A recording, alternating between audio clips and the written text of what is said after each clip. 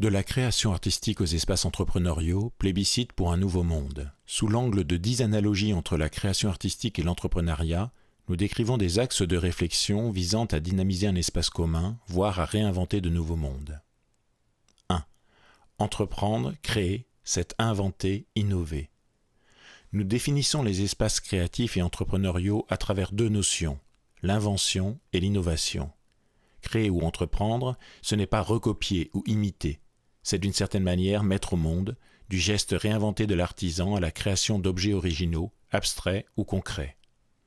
Entreprendre veut donc dire travailler contre soi, contre ses habitudes, contre les répétitions et les formatages. Aussi modeste soit-elle à toutes les échelles entrepreneuriales, cette capacité à entreprendre est fondamentale. Elle entretient les remises en question, valorise le rêve en donnant sens à nos existences. Les nouveaux modes de gestion managériale tendront vers cette possibilité d'entreprendre, sous peine d'étouffer la nécessaire métamorphose des systèmes économiques. Ces possibilités d'initiative ne sont d'ailleurs pas incompatibles avec les notions contractuelles de mission et de cadre d'emploi, à redéfinir elles-mêmes à travers de nouvelles topologies juridiques liées au monde du travail, nous y reviendrons. 2. Entreprendre, créer, c'est redéfinir les contextes. Plus encore aujourd'hui, une création artistique, trop prisonnière d'un contexte général, économique, social, culturel, ne pourrait véritablement se développer. L'artiste, comme l'entrepreneur, réinvente les perspectives, les modes du moment, les majorités, le diktat des minorités tout-puissantes. Plus que jamais, et à très grande vitesse aujourd'hui, entreprendre nécessite de réinventer les contextes, pour que toute action entrepreneuriale puissante et originale existe. La modification des contextes est une des questions les plus délicates à envisager et à résoudre, tant les systèmes économiques aux échelles locales, nationales et mondiales semblent inamovibles, fonctionnant en quasi-autonomie. Changer les personnes ne changerait pas les modes de fonctionnement.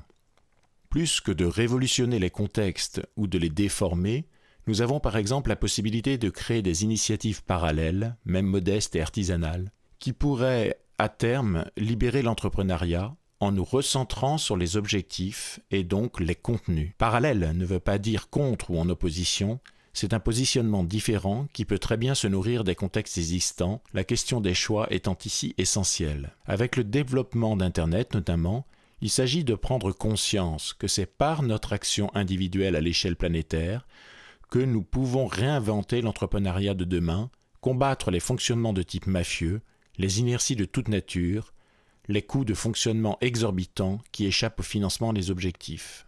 Troisième analogie, entreprendre, créer, c'est apprendre à définir des objectifs. Toute attitude créative ou entrepreneuriale est associée à une capacité à envisager des objectifs, puis à les décrire et à les réaliser. Mais qu'est-ce qu'un objectif et pourquoi tant de difficultés à en définir ? Un objectif est un concept original caractérisé par 3 idées fondamentales. 1. Le temps passé, présent et à venir, question transhistorique. 2. Une appréhension actuelle de la diversité de nos échelles de représentation du monde, d'une analogie quantique à son pendant cosmologique.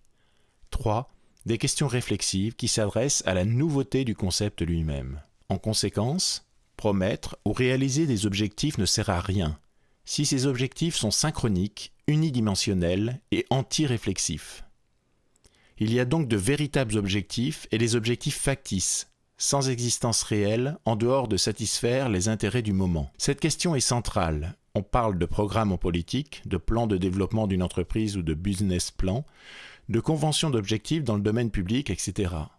De la même manière, une création peut très bien intégrer des notions d'objectifs parfaitement décrits, mais ces objectifs peuvent être vides de sens, sans enjeu diachronique, relatifs aux questions d'échelle et liés à eux-mêmes. Pour exemple, le compositeur qui souhaite composer ne peut faire l'économie d'une prise en compte réflexive de l'histoire, s'il veut créer et donc éviter toute forme de reproduction naïve, comme il se doit de réinventer le matériau sonore en tenant compte des nouvelles échelles d'appréhension du son, du quantum de son de la synthèse granulaire, microcosme, à des projections formelles monumentales d'une œuvre sur des durées infinies, macrocosme. Entreprendre aujourd'hui, c'est donc tenir compte d'une évolution de notre relation à l'infiniment petit comme l'infiniment grand, non pas comme des échelles extérieures au monde de l'entreprise, mais comme l'entreprise qui intégrerait au sein même de ses modes de pensée la relativité des échelles de temps et d'appréhension du monde. Prenons le thème de l'écologie. Il semblerait que nous ressentions aujourd'hui la nécessité de l'intégrer à nos modes de fonctionnement,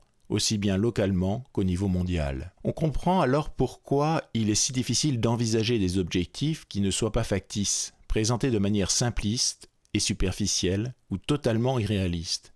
Cela demande des compétences, la maîtrise des sujets abordés, voire de l'expérience. Soulignons que cette compétence n'est jamais acquise. Elle suppose un temps d'apprentissage continu qui est rarement adapté aux organisations sociales. Lorsqu'un jeune entre dans le monde du travail, ou plus encore, lorsqu'un ancien se voit nommé à la tête de nouvelles responsabilités, pourquoi devrait-il cesser brutalement d'apprendre? D'autre part, si l'on prend l'exemple de nos organisations politiques et publiques, elles sont très souvent attachées aux missions des conseillers.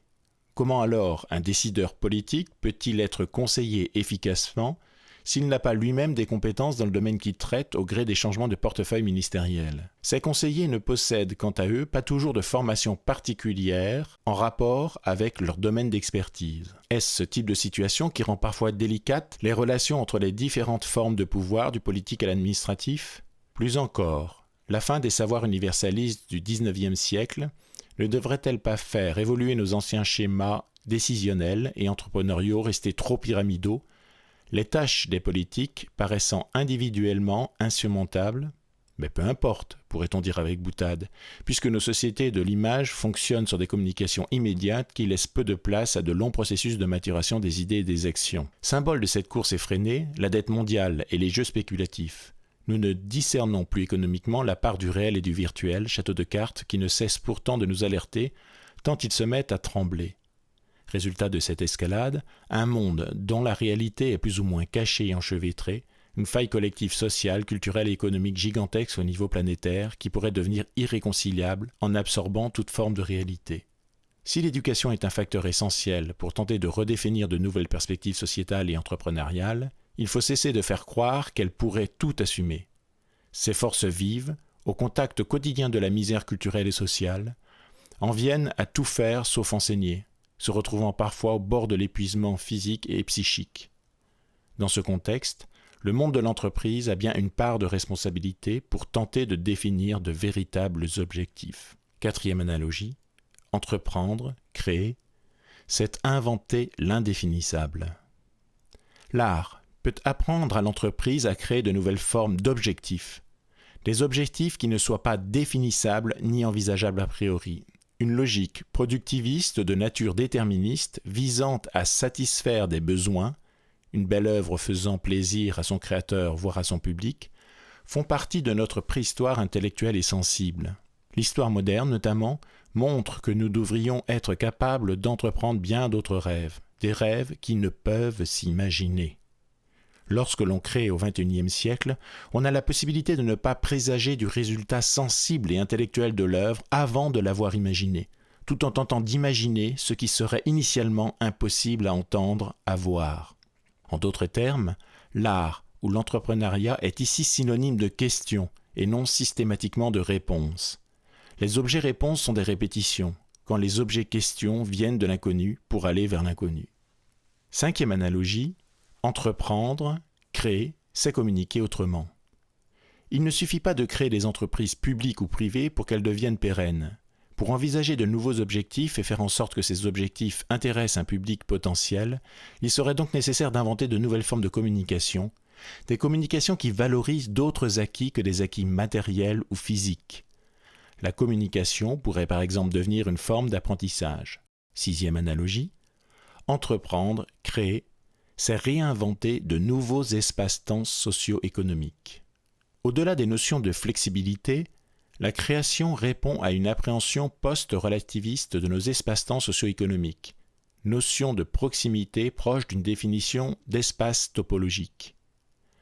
L'ère du numérique annule pour la première fois de l'humanité les notions de distance et offre la possibilité de sortir du schéma ancien des zones de concentration urbaine et des lieux classiques de travail pour communiquer et même collaborer. Ces technologies permettent techniquement, avec une souplesse et une rapidité inconnues jusqu'alors, de choisir ses collaborateurs ou d'en changer. Par exemple, entreprendre, créer, ne répond pas à un quantum d'heures, des horaires, une fixité de lieux. Un entrepreneur, comme un créateur, enchaîne 48 heures de travail ininterrompu en délocalisant son lieu d'activité. il devrait tout aussi pouvoir s'arrêter le temps nécessaire pour éviter toute saturation ou épuisement qui lui serait fatal. La définition des acquis sociaux se trouve ici totalement bouleversée. Le travail n'est dans ce cas plus vécu comme une contrainte, mais comme une possibilité d'exister, de grandir individuellement et collectivement en toute responsabilité. Grâce à l'évolution foudroyante des technologies, le rapport à de très fortes synergies collectives qu'imposait l'entrepreneuriat il y a encore une trentaine d'années est aujourd'hui réinventé. D'une certaine manière, grâce aux technologies numériques, l'entrepreneuriat d'aujourd'hui libère les énergies vers l'objectif en réinventant de nouveaux espaces-temps socio-économiques. Septième analogie, entreprendre, créer, c'est fuir l'illusion pour reconstruire nos rêves. L'existence d'une création dépend de notre capacité à nous détourner du mensonge ou de l'illusion, qu'il soit individuel ou de nature collective. Le premier mensonge serait de croire ou de faire croire que cette création ne fait qu'exister, symbole d'une liberté d'entreprendre. L'œuvre ou la création artistique est aussi une manière d'enfermement, expression d'un contexte passé, présent et à venir, comme la notion d'entreprise est le reflet d'un contexte ou système. L'expérience du compositeur est ici symptomatique. À chaque œuvre, il croit réinventer des mondes, puis vient le vide de l'après-création, comme un moment de dépression et de solitude, pour éventuellement recommencer une nouvelle œuvre. Tout entrepreneuriat public et privé est assujetti au risque encouru, comme le compositeur pactise avec le milieu simplement pour ne pas mourir. Le compositeur n'est donc jamais seul lorsqu'il compose, tout comme l'entrepreneur lorsqu'il entreprend. Entreprendre au XXIe siècle, c'est tenter de mieux comprendre, combattre, voire accepter notre dépendance, notre assujettissement, la conscience de nos limites individuelles et collectives, afin de redéfinir notre liberté d'imaginer. Toute civilisation fondée sur le mensonge et l'illusion ne pourrait être compatible avec la création et tout esprit d'entreprise et l'initiative. Huitième analogie, entreprendre, créer, c'est favoriser l'initiative et la prise de risque.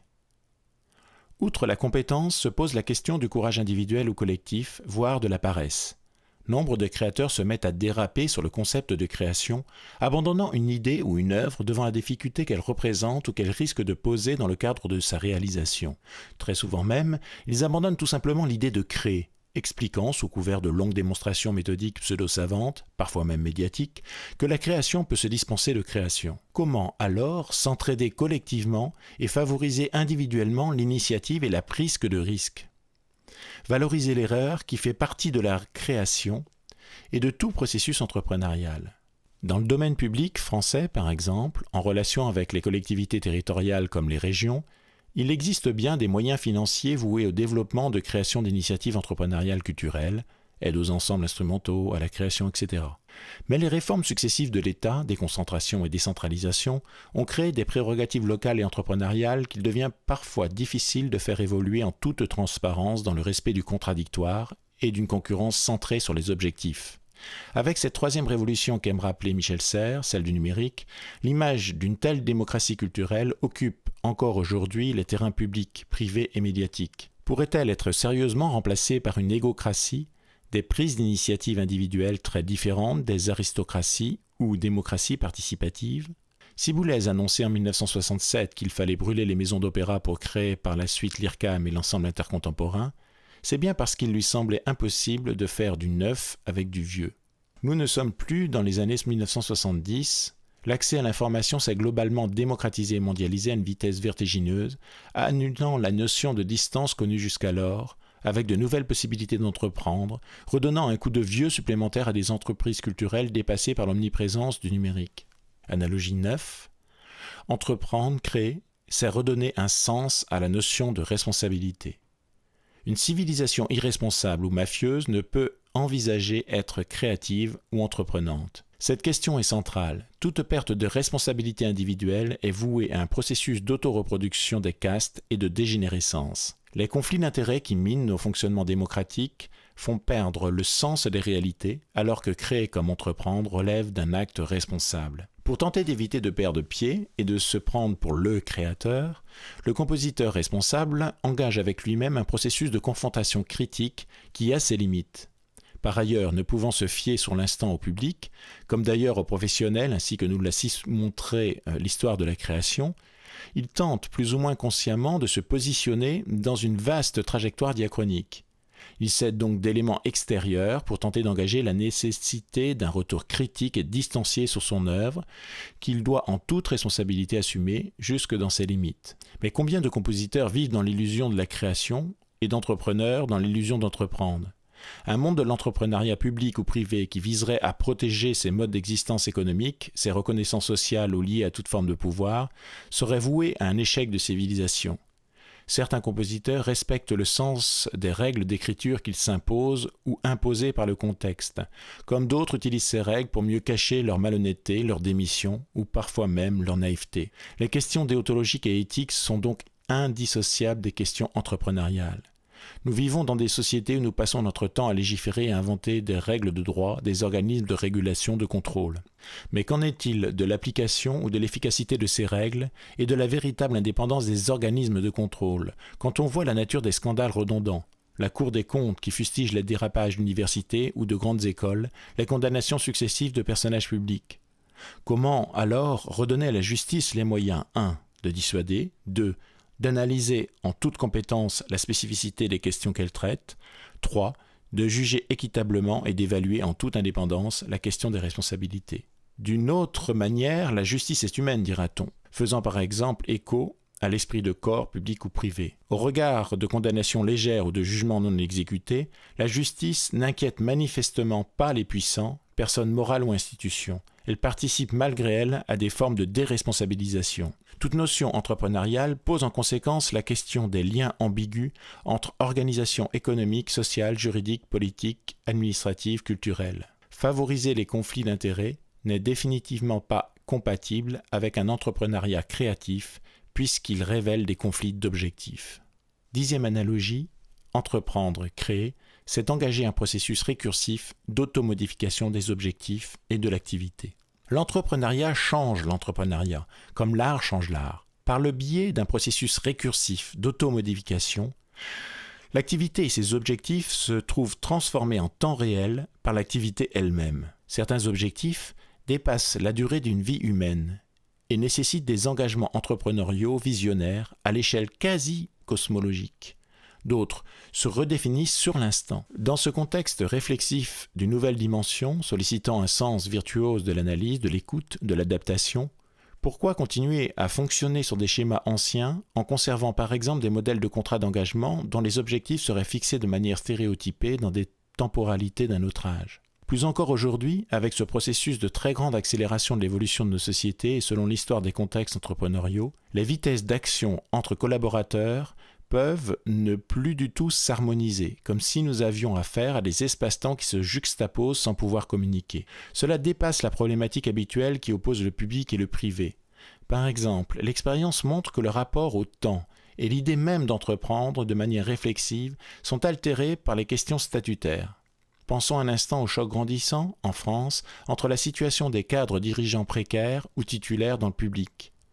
Pour l'entrepreneur et l'artiste créatif du XXIe siècle, face au processus récursif d'automodification des objectifs, la question d'une synchronisation des horloges est vitale, le choix des partenaires plus que jamais décisif pour mieux faire face en toute efficacité à notre contemporanéité. Pour conclure provisoirement, dans une analogie, il y a ressemblance et dissemblance. Nous aurions tout aussi bien pu insister sur cette question de la dissemblance, la création artistique présentant en apparence un caractère individuel très affirmé, alors que l'entrepreneuriat ne semble pas, à certaines échelles, pouvoir se passer de fortes synergies collectives comme évoquées.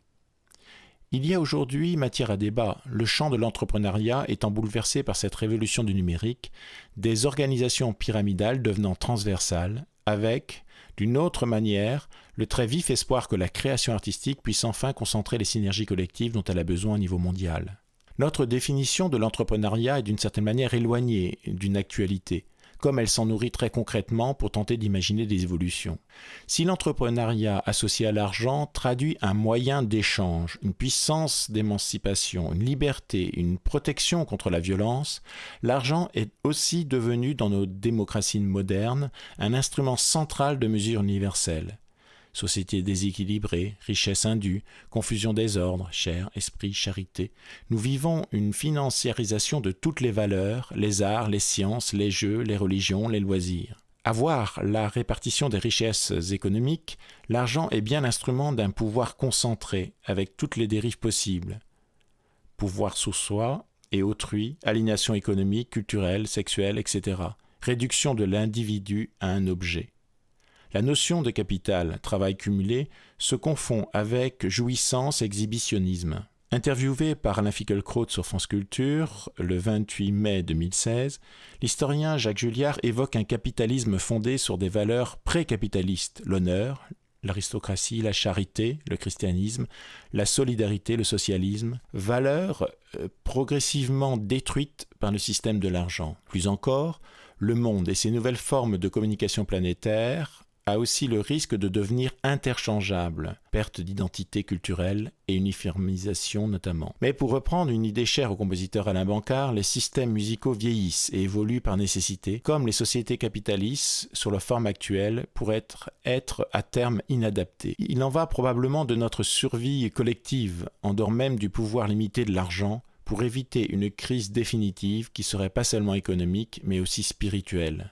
Nous souhaiterions croire au défi de l'intelligence plus qu'au cataclysme annoncé, un défi qui prenne en compte ce que nous sommes individuellement et collectivement. Le désir d'entreprendre est en nous, comme le désir de créer, sans rapport de domination obligée, dans une humanité vécue et partagée, infiniment respectueuse du cadeau qui nous est offert, la vie. Chacun, son niveau d'action est le moteur de cette évolution, de l'entrepreneur ou de l'institutionnel visionnaire à l'enseignant, du politique inventif à l'artisan créateur. Il existe déjà, aujourd'hui, des actions sur le terrain de la réflexion ou des réalisations de toute nature. Il serait nécessaire de s'entraider pour prendre le temps de les identifier, de les valoriser. Outre la question individuelle, la bataille de l'intelligence contre toutes les formes d'égoïsme, d'obscurantisme, de domination, de totalitarisme, de fanatisme, de violence, se gagnera ensemble, à chaque instant de nos existences, comme une communauté de réflexion et d'action, une communauté qui sache plus que jamais la valeur des mots s'interroger et partager.